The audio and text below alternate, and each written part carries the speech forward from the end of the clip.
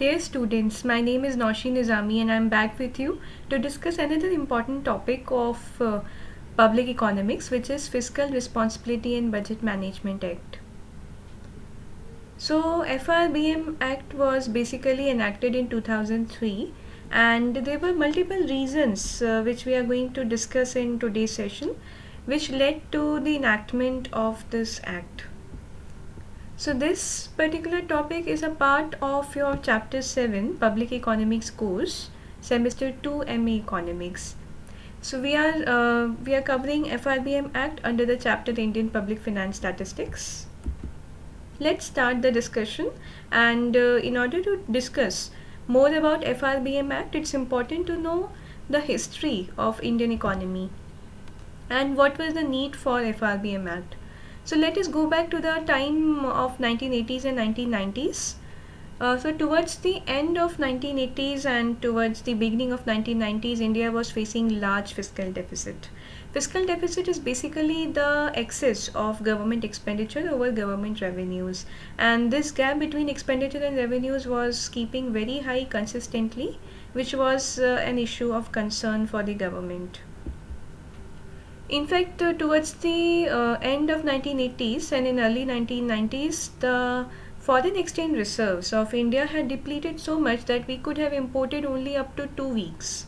So the country was facing an economic crisis, and as you might have read earlier, because of this economic crisis, we had to seek a bailout package from IMF and had to initiate economic reforms. So in 1991, economic reforms were initiated, wherein the LPG policy was announced, liberalization, privatization, and globalization. And as part of globalization, the government had announced opening of the economy for FDI and FII, so MNCs could come and enter the country and set up their companies and businesses. They could buy stake in Indian companies, and though as part of those reforms, we see that India has globalized a lot in the last 3 decades. Apart from economic reforms, fiscal consolidation efforts were also taken. So, fiscal consolidation basically implies trying to reduce fiscal deficit at a consistent basis. However, these efforts were quite successful for the initial few years. However, in 97-98, fiscal consolidation efforts had started weakening, fiscal deficit had started rising, and this was an alarming signal for the government because it had already taken fiscal consolidation steps, but they were not showing effective results. So, the gap between the government expenditure and revenues again started rising, and because of it in 2003 government enacted the Fiscal Responsibility and Budget Management Act. Let's try to understand this situation with the help of some numbers. So here we have the deficit, various deficits, fiscal deficit, revenue deficit, and primary deficit as percentage of GDP, and the data is from 1980-81 to 1991. Just to recall, gross fiscal deficit is the difference between total government expenditure and total government revenues. Revenue deficit is the gap between revenue expenditure and revenue receipts, and primary deficit is the gap between gross fiscal deficit and interest payments. When you subtract interest payments from fiscal deficit, we obtain primary deficit. You can see in 1980-81 the fiscal deficit was 5.55, which was quite high. It reduced to 4.93 in 1980-81-82. However, again it has started rising. You can see it was highest in 1986-87, 8.13, and it was quite high even towards the end of 1980s in 7.1 and 7.61. This shows that consistently India was having the fiscal deficit crisis because the government expenditure was way more than the revenues being obtained by the government. This is reflected in revenue deficit also. So revenue deficit was also continuously rising from 1983-84. It was very high, 3.17 in 1991, when Indian economy was actually going through the crisis. Primary deficit was also rising consistently and it was also high. So all these numbers of primary and revenue deficit coincide with the numbers of fiscal deficit, and we can see that consistently fiscal deficit of India was quite high.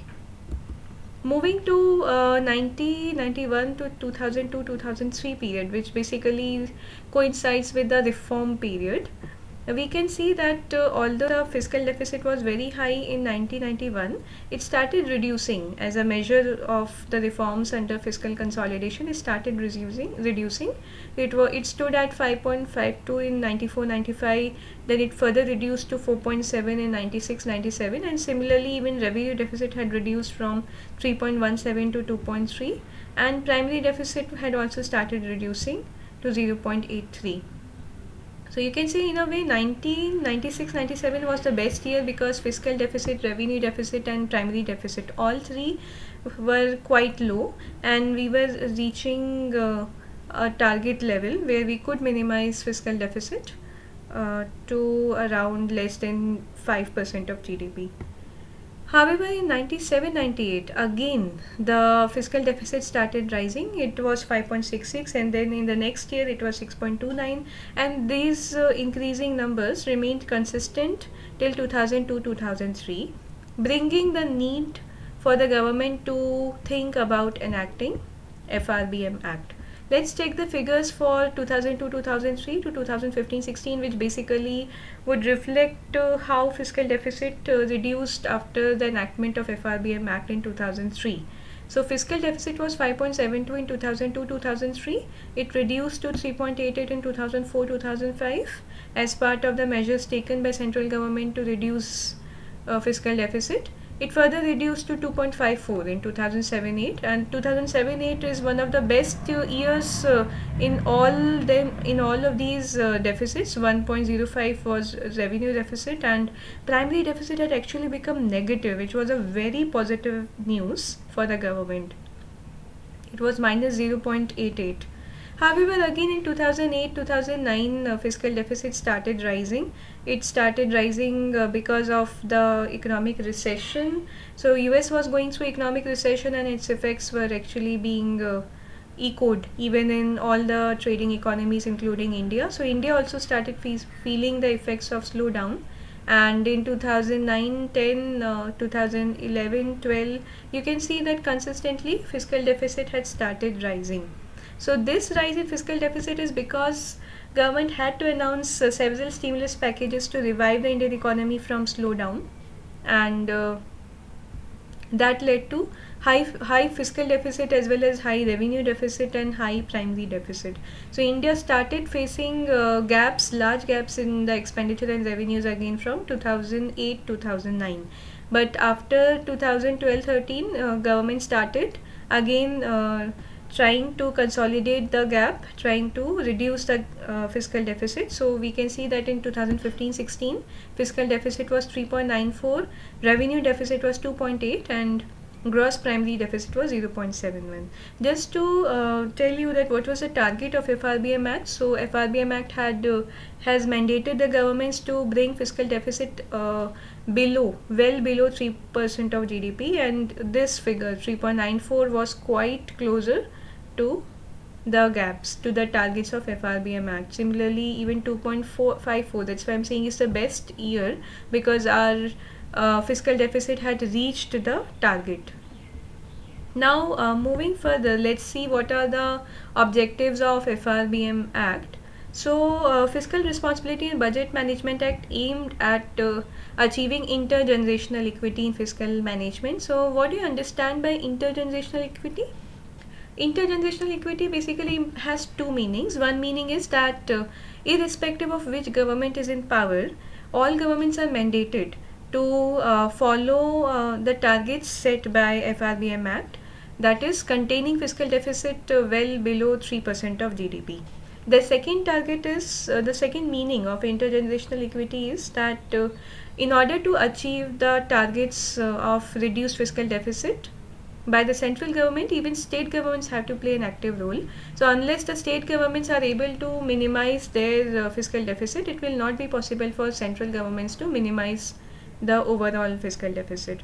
So states have to work together with the center to reduce the fiscal deficit. The second aim was basically trying to stabilize the long run economic growth.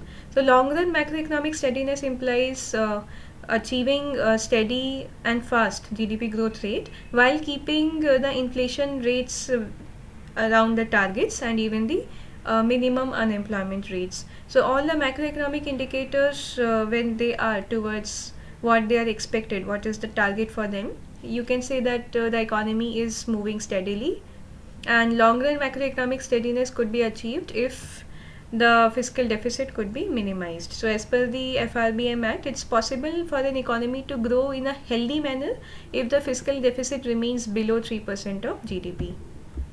And the third objective was better synchronization among fiscal and monetary policy. So basically this point implies that whenever instruments of fiscal policy are changed, so instruments of fiscal policy are changed in taxes or subsidies or government expenditure, so whenever these instruments are changed, the monetary policy should supplement, so that whatever are the objectives of changing the fiscal instruments are achieved. Similarly, whenever RBI announces any change in monetary policy, fiscal instruments should actually supplement in achieving those objectives.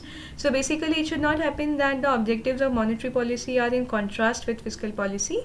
Rather than both of these policies should complement each other, and better synchronization between both these policies would actually help the country to achieve long run macroeconomic steadiness.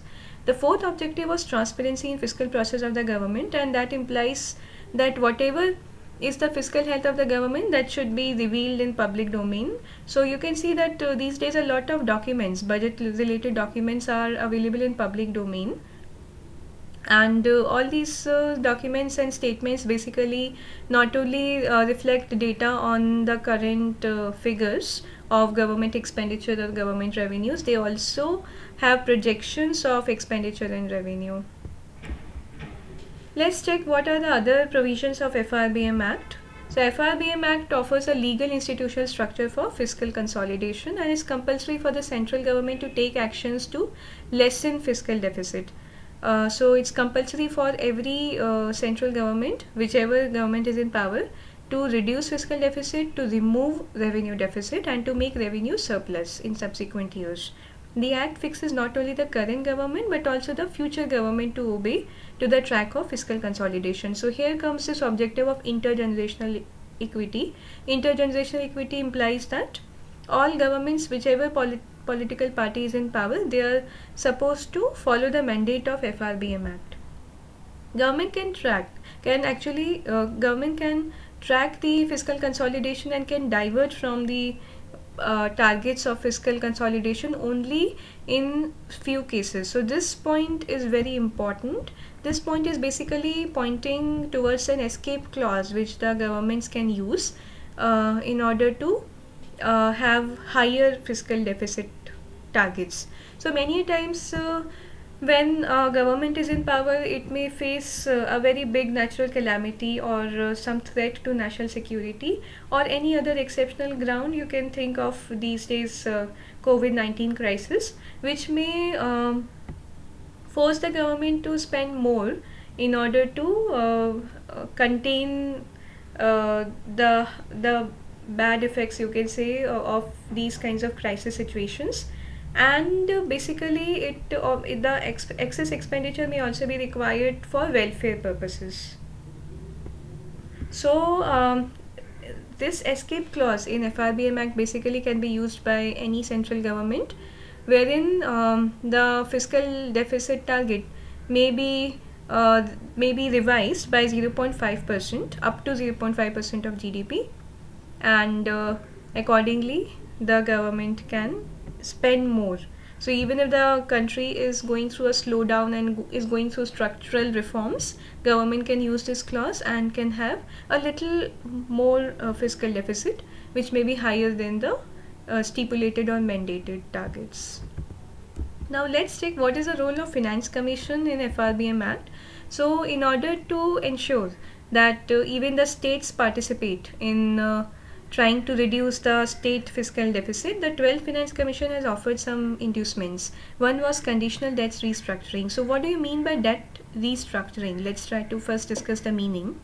So when some borrowers are at the risk of default, so you have given long-term loans and borrowers are, the probability is that borrowers will default on them, you can restructure the debt.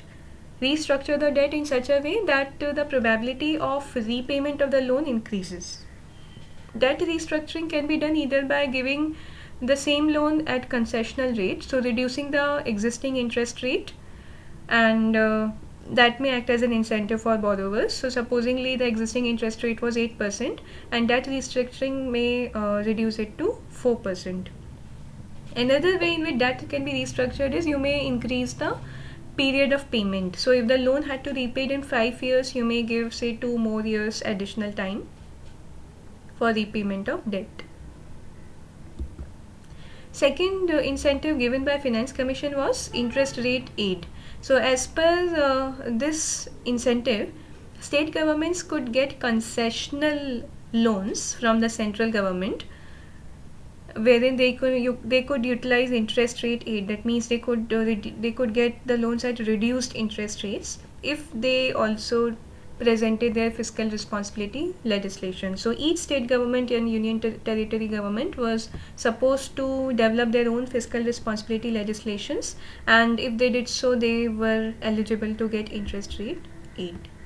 All the states have, after FRBM Act, all the states have instigated their own FRLs, which are fiscal responsibility legislations. And let's discuss the case of one state to know how these have been developed. We take the case of Gujarat. In Gujarat, the government of Gujarat has actually targeted to reduce the revenue deficit to zero within a period of 3 years, commencing from 1st April 2005 to 31st March 2008, and maintain at that level or generate even surplus. Reduce the revenue deficit in each of the financial year commencing from 1st April 2005. Reduce fiscal deficit to not more than 3% of estimated GSDP. So just like central government is mandated to contain fiscal deficit less than 3% of overall GDP, even state governments are required to contain fiscal deficit less than 3% of the state domestic product, gross state domestic product. So Gujarat government also had set a target of reducing its fiscal deficit to not more than 3% of the estimated GSDP within a period of 4 years, which started from 2005, 1st April 2005, and went on to 31st March 2009. So these were some of the fiscal management targets. And apart from that, the government of Gujarat also had set a target of reducing fiscal deficit in each of the financial year commencing from 1st April 2005 in a phased manner. So these were the targets set by Gujarat government. Now let's see what are the fiscal policy statements which are to be laid before Parliament. And these statements are generally laid at the time of Union budget presentation, which generally occurs in the first week of February. So central government shall lay in each financial year before both houses of Parliament the following statements of fiscal policy. First is the medium term fiscal policy statement. So medium term fiscal policy statement is basically a 3-year rolling target, wherein the targets for fiscal deficit are set not only for the current year and the year which has gone by, but also for the next 2 years. Fiscal policy strategy statement is basically a strategy statement. So how the target of reducing fiscal deficit below 3% of GDP can be achieved. That plan is laid down in the strategy statement. Macroeconomic framework statement basically is a statement which reflects the current health of the economy and also projects that how the the key macroeconomic variables may change. So what may be the projected GDP growth rate, what may be the projected inflation rate, what may be the projected trade deficit, exports and imports. So all these macroeconomic variables, their current state and projections are mentioned in the macroeconomic framework statement, while medium-term expenditure framework statement basically focuses on the expenditure plan of the government. So when government is trying to reduce fiscal deficit, it has to basically make efforts to reduce expenditure. Okay, so the efforts are not towards reducing revenue, the efforts are towards reducing expenditure that can directly help in reducing fiscal deficit. So medium term expenditure framework statement focuses on how government can reduce its expenditure, how it can replan its expenditure in a way that it helps in achieving the target of containing fiscal deficit well below 3% of GDP. Now this is a press release which I thought to share with you. In this press release you can see it's a statement from Ministry of Finance which was released on 1st February 2020. The date coincides with Union budget presentation. So fiscal deficit target, the revised estimate was made at 3.8%. The budget estimate for 2020-21, which is the ongoing financial year, was made as 3.5%. Now, what this press release is basically saying is that the Indian finance minister has identified the fiscal deficit for the financial year 2019-20 at 3.8% and for the next year at 3.5%.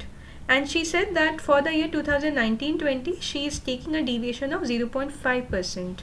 That means that earlier target for fiscal deficit for the year 2019-20 was 3.3%, and she has added 0.5%, which makes it 3.8% as the revised estimate for fiscal deficit.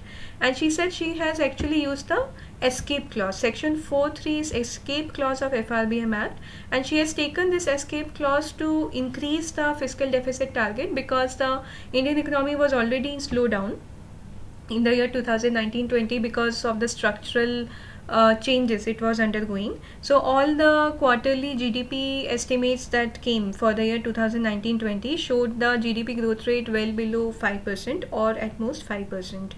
So this was well below the targeted GDP growth rate, and so it was a clear indication that Indian economy was growing very slowly. So a stimulus from the government was required, and as government generally has to spend and announce stimulus packages to revive the economies during slowdown or recession, the finance minister took a deviation of 0.5%, increased the fiscal deficit target to 3.8%, because it was going to announce, or it had already announced, expenditures to revive the Indian economy. This is a very important slide. It basically is taken from the medium term fiscal policy fiscal policy strategy statement. So it is having estimates for 2018-19, the year that has gone by, 2019-20, the year in which Union budget was presented, and projections for the next 2 years. So fiscal deficit was found to be 3.4% in 2018-19. It is projected that it will remain the same and it will reduce to 3% of GDP in the next 2 years. Revenue deficit and primary deficit were also estimated that they will reduce. Gross tax revenue is expected to increase in the remaining years. Non-tax revenue is expected to remain at least stable. Central government debt. The debt taken by central government is expected to reduce slightly from 48.9% in 2018-19 to 43.4% in 2021-22.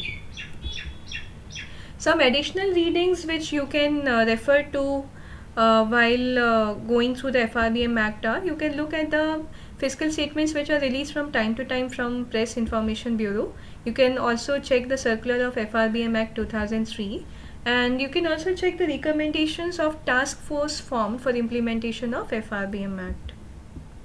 So students, this was all about the Fiscal Responsibility and Budget Management Act. We will be back discussing the fiscal health of Indian economy in current times shortly.